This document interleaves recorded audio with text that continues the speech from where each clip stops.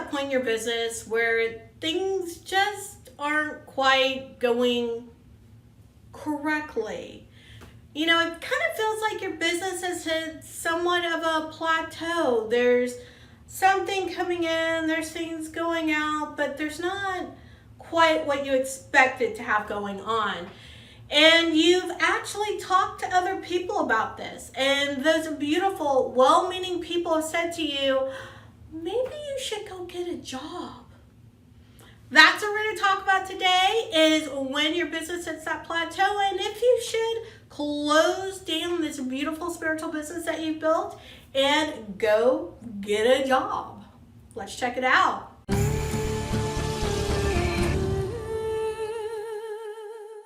So you're trying to figure out, should I shut this business down? Should I go back into the corporate world or get some other kind of job?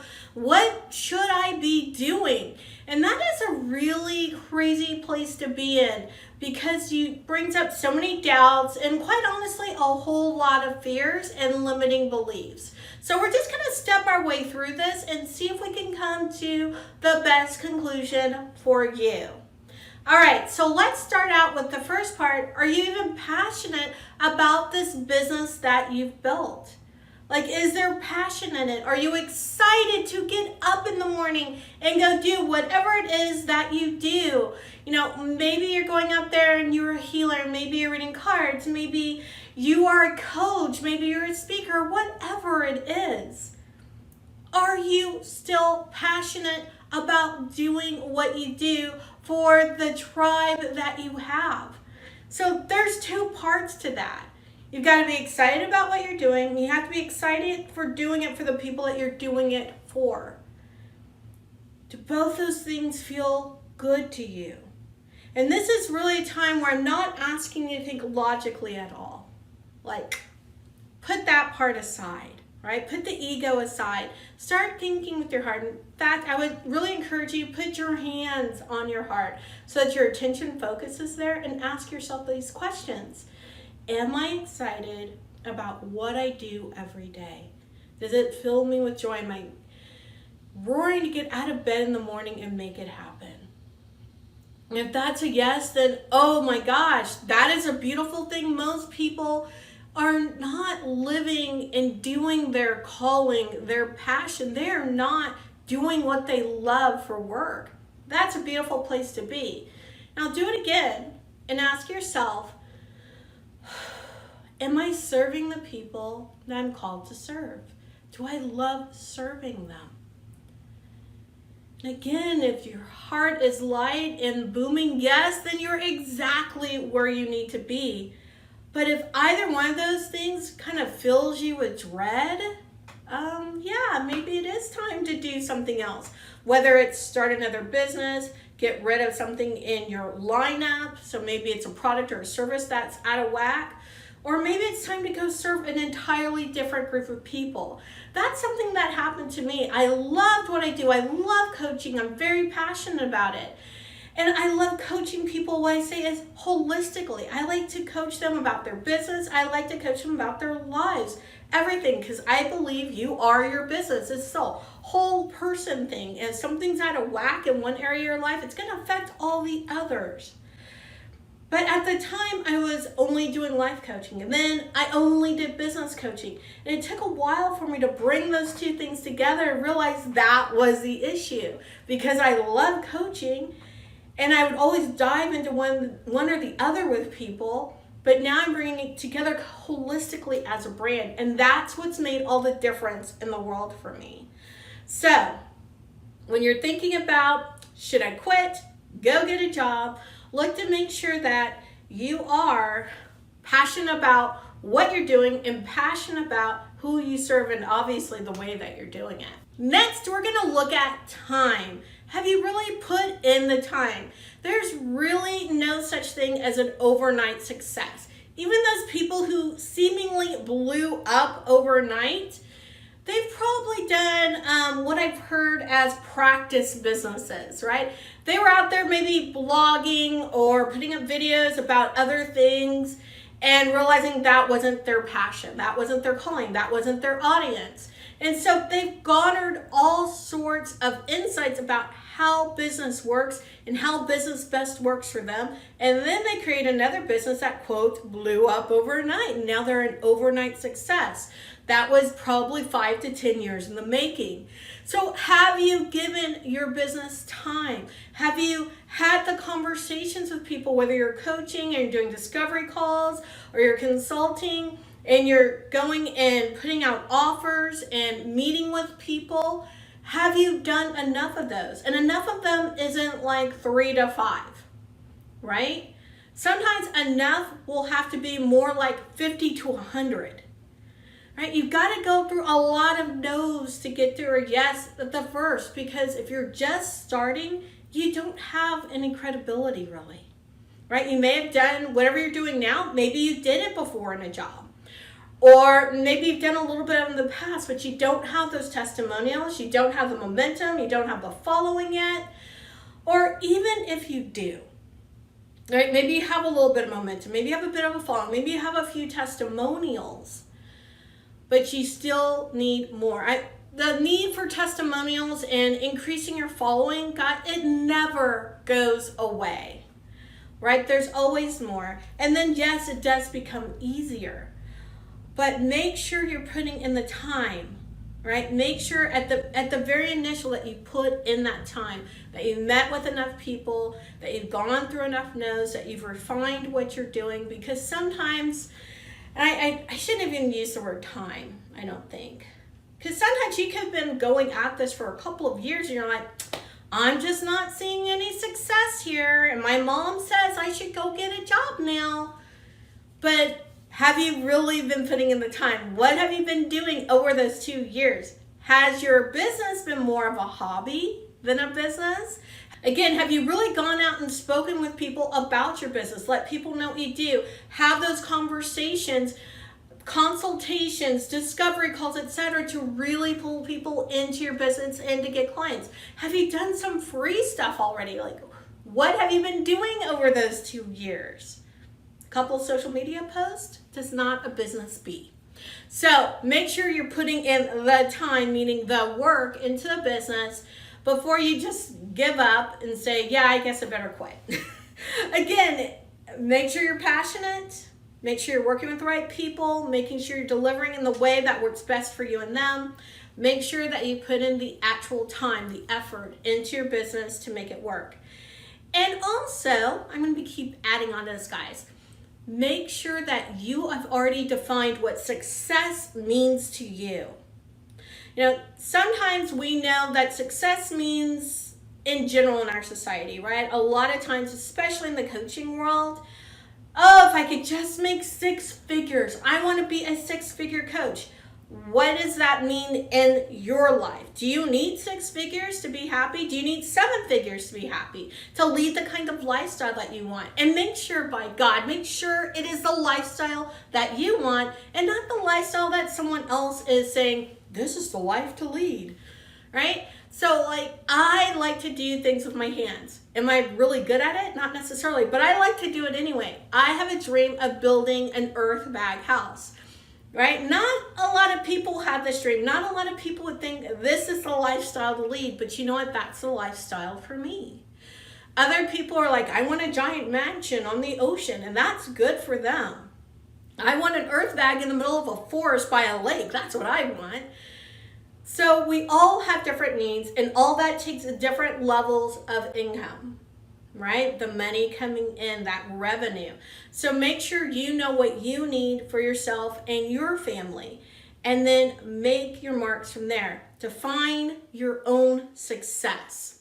That's going to be very key to know whether or not you need to stay in your business or, go get that corporate job. And speaking of income, by God, you've got to know when you're in business, and this is true of any business, and I've worked in a lot of businesses, for a lot of businesses, and had different businesses of my own. It can feel like money is a roller coaster, right? It's going up, it's going down, and here and there, and you still have to pay people, and how are you going to do that? And I've been through all iterations of that. It's somewhat normal. That's just the way it is. Sometimes a lot of money's coming in, sometimes it's trickling in, and we all love to have like what I call a base, right? Like a base income. That's what's so beautiful about a corporate job.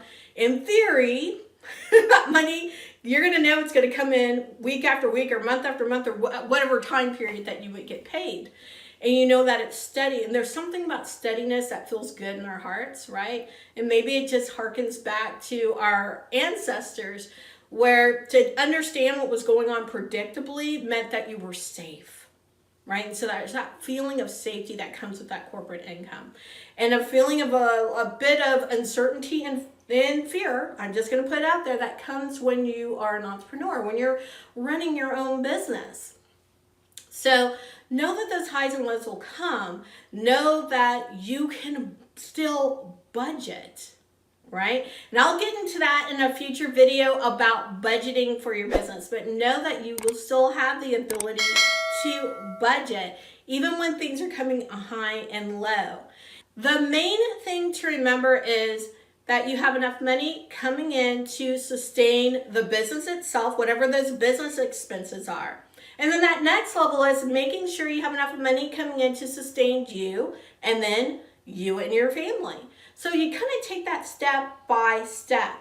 So my first question to you, if you've been doing this 6 months, 2 years, a decade, is the business making enough money to sustain itself? And the longer you've been doing this and that's not happening, yeah, then maybe it's time to go do something else. Like I said, another venture or go get a corporate job. If it's just been a few months, you really haven't been in the game long enough to know if it can happen, like that next breakthrough. So if you have questions about that, please let me know below in the comments, like how long should I wait? What should that look like for me? When do I know the tide's gonna turn? You can ask me below in the comments. I'll be happy to answer those questions. Now, before we go any further, I really want to invite you to my masterclass, Banish Business Overwhelm. You're gonna love it. A lot of these things that you're probably feeling right now is because you're feeling a bit overwhelmed in your business and you can't see the forest for the trees. So come over to the masterclass, get some relief. You'll see the link below in the description. I look forward to seeing you there. Now, let's keep going. We're moving on to the next point, which is who are you talking to, right? Who are you getting your advice from? This is really important. If you're considering closing down your business, who is helping you make that decision? Now, I'm thrilled because you're watching this video, so at least you're talking to someone who is already an entrepreneur. But chances are the reason that you got here, part of the reason that you got here is you talk to your friends and your family. Your friends and your family who love you and want to protect you and want to see the best out of you. And chances are those friends and family members are not entrepreneurs. They do not have a business. And if they have a business, they probably don't have one like yours, right? They're not doing the same kind of thing that you're doing or even in that same arena. So getting advice from them on whether or not you should continue or what you should rejig in your business so that things are working better, they're just not going to know. And of course, they're going to turn around and say, oh, honey, I'm sorry to hear about what's going on. Why don't you just go get a real job? By the way, you have a real job. It's your business. But again, they're not saying it to be malicious. They're actually trying to protect you and really be of great service to you when they suggest going out back into the corporate world and getting a job. What I would propose, instead of getting advice from people who aren't in business, who are in your kind of business or even in that arena, so talk to people who are. Get a business bestie if you don't have one already, someone who is at about the same level you are in the business that you're in, or at least in that arena, so you can bounce ideas off of each other, so you can help each other get unstuck. This has been tremendous as I was growing my business to have an amazing business bestie, and we really do our best to support one another. At one point, we checked in with each other weekly. Now we check in all day long, pretty much. And it's become this amazing friendship where we're really there for each other when there's really no one else to turn to in our worlds, right? We're right there because we understand the struggle of entrepreneurship. And again, it doesn't always have to be a struggle. Sometimes we are riding high and it's wonderful. But when we are in struggle, they're the best person to turn to. Another great person to turn to, and who I turn to as well, is my coach. In fact, both of my business, Bestie and I, we both have coaches. She has her coach, I have mine. We compare notes on our coaches even. But we turn to our coaches as well for advice. Why? Because my business bestie and I are about the same level. Our coaches are a few steps ahead of us. In some cases, a bit more than a few steps ahead of us, right? But they're ahead of us and they're helping to shorten our learning curve, right? And give the best advice as we're moving forward. So those are the people I would take advice from. You know, there's times when I didn't know whether I should continue on with a product or a program that I was offering. And it was my coach who said, you know, you should leave that one alone, because this is what I'm seeing that you're doing. These are the results that you're having. These are some other things you can bring to the table, but even if you brought them to the table, I still don't think you'd move forward. So maybe you could do X, or maybe you could do Y. And we came up with something completely different. And I've even had those moments with my business bestie. She's like, oh girl, I don't know about that. Right? And we talk through it. And I do that for her, and I do that for the people that I coach too. Where we really look at the reality, not the fears that come on board, but the reality of what's going on in that situation to see if this is something we should continue with, if this is something that could just be tweaked a little and we can move forward, or if it's something that needs to be let go of altogether. So make sure that you are talking to the right people, that you're getting advice from the right people. All right, when it comes to your business and whether or not you should close it. Now, I want to end with my last little piece here, which is so important. I think really the most important piece. But before I do, if you have liked this video and the tips I've been giving out, give it a big ol' thumbs up. And subscribe and hit the bell for notifications, because I've got more videos coming just like this one. It's really going to help you grow your business. And in fact, my next video is all about growth hacking. You're going to love it. It's going to be an entire series. So be sure that you have subscribed and hit the bell for notifications so you can get all the information on hacking growth in your business. Now, this is actually a beautiful segue to the growth hacking and a beautiful ending for this video, which is my last tip to you. Mindset. Make sure that you have your mind right. I have this wonderful friend that I met in a business course, of course, an online business course, and she would always end her last Facebook message of the night as, feed your mind. Before you go to bed, feed your mind. And it's so important. It's so important to feed your mind the right things. So read books that really not only inspire you, but give you some ideas of what other entrepreneurs have done. Read books that get you right with your wealth consciousness. You need to keep reading. And maybe if you're like, I really don't like reading that much, Africa, fine. Watch videos about those same topics. Get audio books. I have a lot of friends who aren't, the best. They don't really like sitting down to read. They love audiobooks. So do the audiobook thing. Do what works for you so that you're actually feeding your mind good things that will help you not only grow as a person, but also help your business grow too. All right, that's what I have for you today. And with that, I say peace, joy, love to you.